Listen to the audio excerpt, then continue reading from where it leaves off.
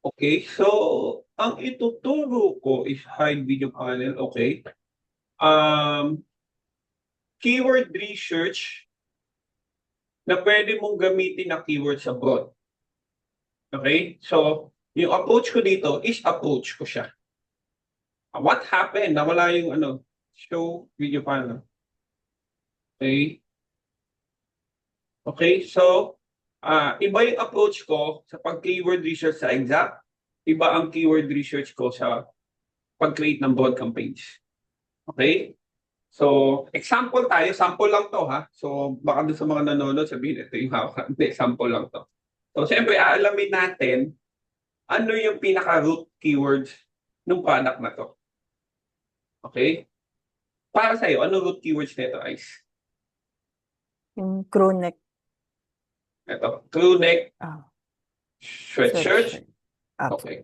So, yan yung root keyword natin na gagamitin. Okay, pero, kailangan mo ding patakbuhin yung adjust drop a payload na keyword. Adjust drop a payload. Ayan. Kailangan mo siya patakbuhin sa exact. Okay, na campaign. Ito lang. Pero yung mismong to, crew neck sweatshirt, tignan natin ngayon yung diskarte ko to. Hindi ko sinabing tama, pero ito yung ginagawa ko. Kasi para makabuo tayo ng bot. Okay, tignan natin kung ano mangyayari. Ayan, no? Tignan mo, mayroong mga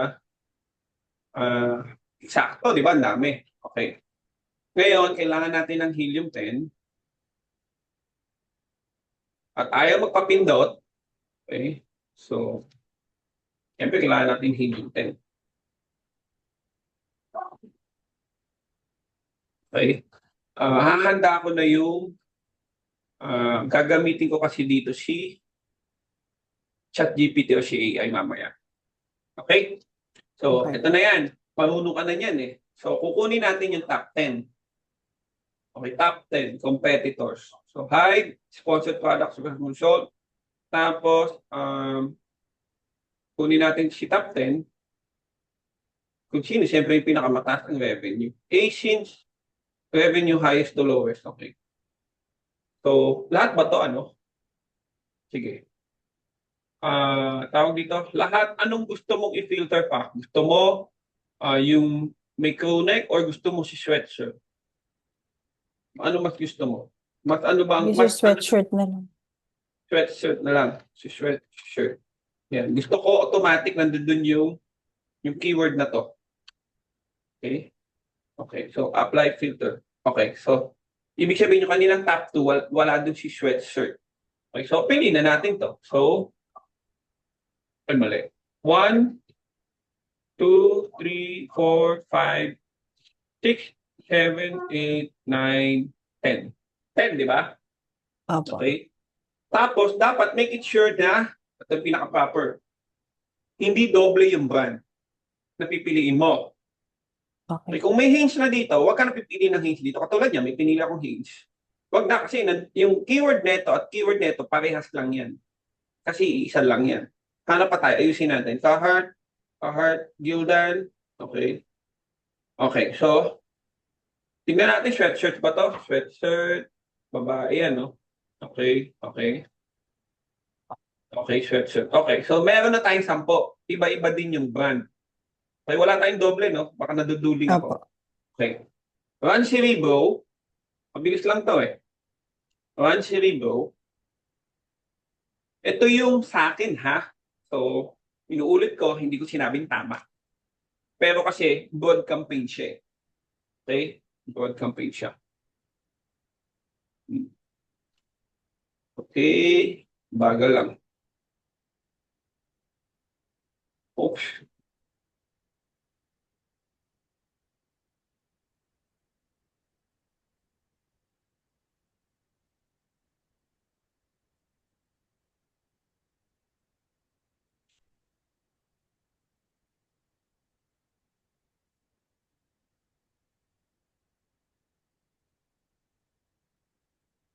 Okay, there you are. Okay, ngayon, ito ang approach ko pag gagawa ko ng broad campaigns.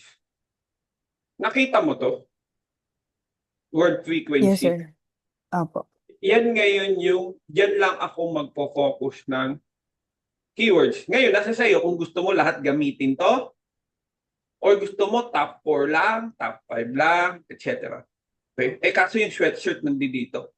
Ano ba ano ba yung advertise natin? For men o for women? So, alamin mo. So, kung for men, dapat ang ka-captured mo, men lang. Kung for women siya, women lang, tatanggalin mo yung men. Okay? So, sa case na to, let's say, for men. Let's say for men. Pero ang dami ng ano yun. Okay? So, men, ang gagawin ko lahat ng to, i-copy ko yan. Carhartt is brand ba to? Oh, brand yan. Hindi natin sasama yan. Okay? So, ang gusto ko is oversize ba to o hindi? Alamin mo din siya kung oversize o hindi. Huwag na natin damay siguro para tawag dito para sure tayo. Oversize ba yun? Hindi naman siguro. Okay, huwag na natin damay kung duda ka. Okay, so kakopy ko lang siya. Okay, ulitin ko, this is my strategy. Hindi ko sinabing tama. Bahala na yung ibang PP siguro paano nila intindihin to. Okay, so ngayon, gagamit ako ng ChatGPT. Kinopya ko na, di ba? Opo. Okay. Ngayon, sasabihin ko kay ChatGPT, send you a one-word keyword and one-word keyword and create need a two words keyword phrase without repeating each word. Am I right? Tama ba yung phrase ko? Nasa tamang pag-phrase yan eh. Tignan lang natin mamaya. Two Without, words lang, sir. Hindi po hanggang three. ayoko Two ng words 3. lang. 2 words lang. Para mas mabilis tayong makakuha ng mga keywords. I will send you one word keyword and create me a two-word keyword phrase without repeating each word. I don't know kung tama. Let's see. Okay. Tignan nga natin. Tama ba yung ano ko? Pump ko. Pump yung tawag dyan eh. May Carhartt. So dapat yung Carhartt tinanggal. Okay. Oh, tsaka yung women, sir. Ha? May women's po yun. Oh, may women, di ba? Okay. Do not include women Women's and po yata sir. Opo. And Carhartt. Carhartt. Carhartt in the list. Okay. Women. Okay. Mali pa yung ano ko. Men's sweatshirt, men's hoodie sweatshirt, hoodie sweater, men's shirt ba? Pwede mo ba i-consider yun? Long sleeve, mahirap Opo. to. Hindi eh. Gusto mo ba isama yan? Gusto mo ba isama to? Sleeve shirt, men's sweatshirt, hoodies, men's sweaters, sweatshirt, sweater, shirt sleeve. Okay, ngayon nasa sa yan. And add modifier for each page. Pang broad plus po. Ha? Yan, I use high intent. Okay. Cool. Ha? Wait, mali ito. Hindi ganyan.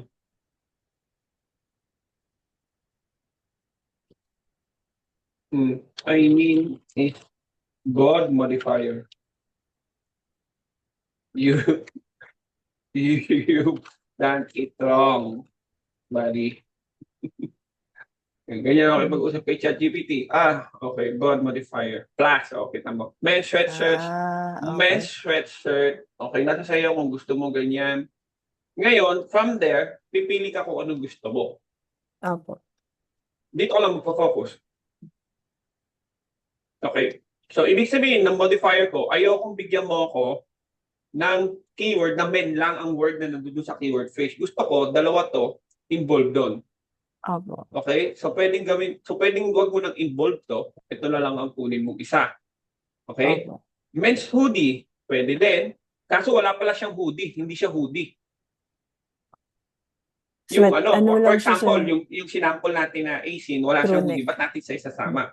So kung ano lang yung relevant dito, yun lang kunin mo. Men's sweatshirt, walang hoodie. Men's shirt pwede ba? No. Kasi masyadong broad. Okay. Long sleeve, no. Ano pa? Sweatshirt. Yan. May kulang dito.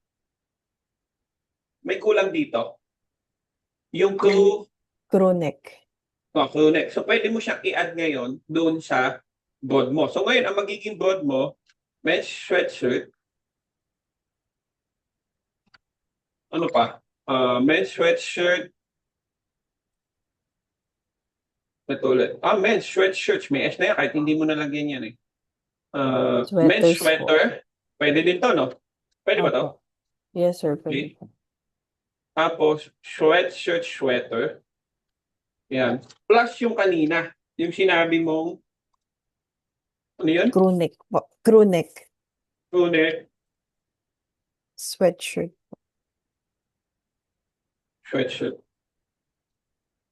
Oh.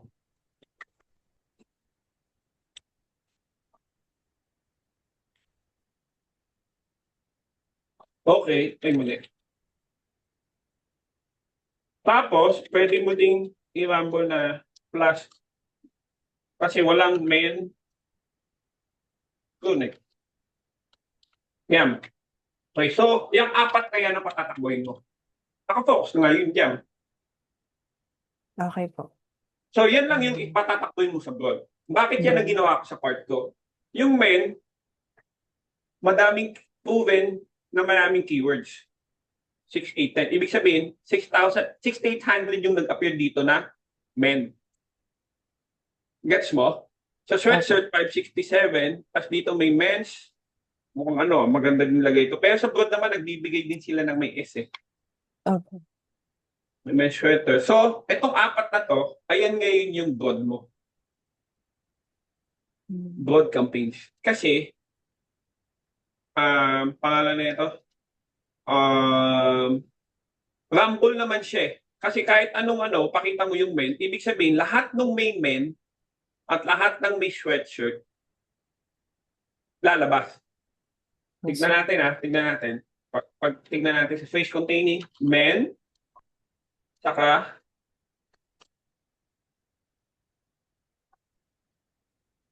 sweatshirt. Okay. May space ba?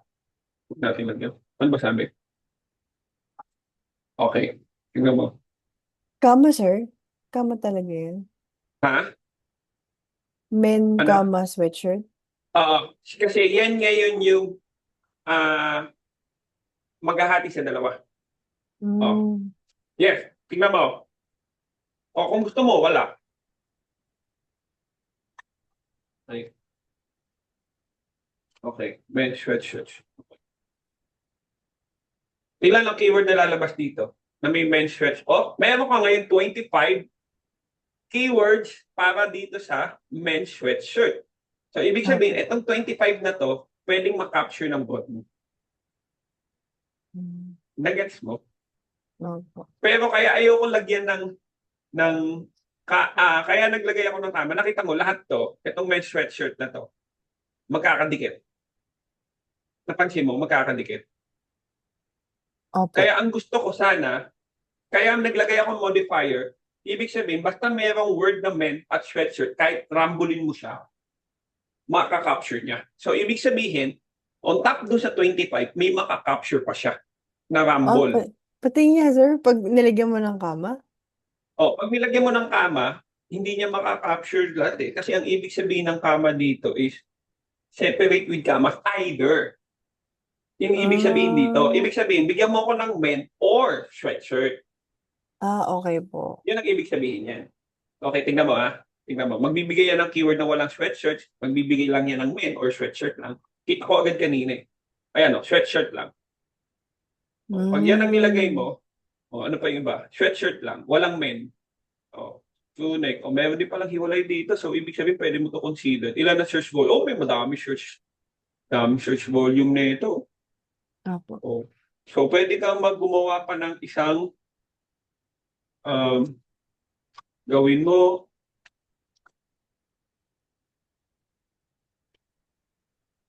dito. Yan. So, tatlo na to. Hindi dapat pala. Pero gawin mo na din kasi daming search volume. Oh. Okay, so yan yung ilalagay mo sa broad. Okay, pero kung gusto mo naman ng trace, pwede din yung tatanggalin mo lang yung modifier. Ganun lang. So, Okay ganun ang po. approach ko sa broad Hindi kasi broad is rumble. Opo. Okay, so, Gets, sir. ni-record ba natin? Naka-record ba to? Nakalimutan ko bigla. Yes, sir, nakalagay. This meeting is being recorded.